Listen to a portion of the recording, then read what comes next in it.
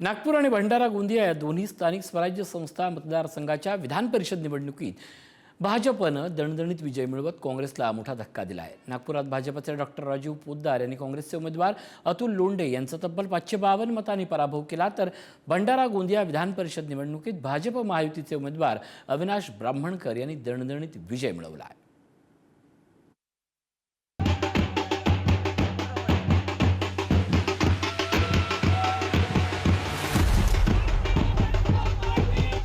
विधान परिषदेच्या निवडणुकीत विदर्भात भाजपनं अपेक्षेप्रमाणे प्रचंड विजय मिळवला। विशेषतः नागपूरच्या बालेकिल्ल्यात भाजपचे उमेदवार डॉक्टर राजीव पोद्दार यांनी तब्बल 552 मताधिक्यानं विजय मिळवला। नागपूर विधान परिषद पोटनिवडणुकीत भाजपचे डॉक्टर राजीव पोद्दार यांना 682 मतं मिळाली, तर काँग्रेसचे अतुल लोंढे यांना केवळ 130 मतं मिळाली। एकूण 836 मतदारांपैकी 823 मतदारांनी मतदानाचा हक्क बजावला, त्यातील 11 मतं अवैध ठरली। काँग्रेस आणि मित्रपक्षांकडे 200हून अधिक मतं असतानाही काँग्रेस उमेदवार अतुल लोंढे यांना 130 इतकीच मतं मिळाली।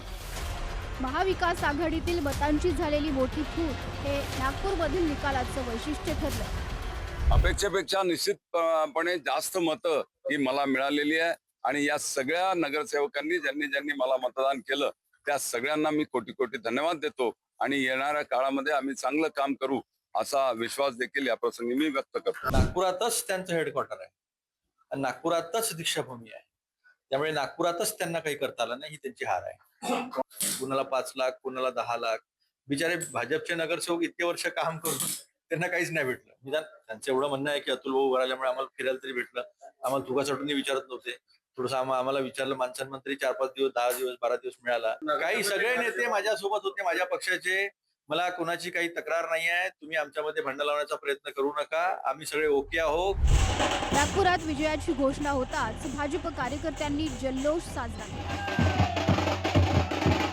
काँग्रेसकडे 200हून अधिक मतं असतानाही ती एकसंध राखण्यात पक्ष नेतृत्व अपयशी ठरल्याची चर्चा आता राजकीय वर्तुळात रंगली आहे।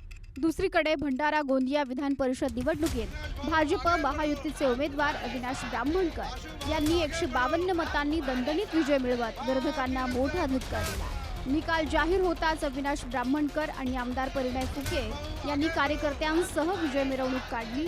ढोल ताशांच्या गजरात आणि घोषणाबाजी करत कार्यकर्त्यांनी आनंदोत्सव साजरा केला।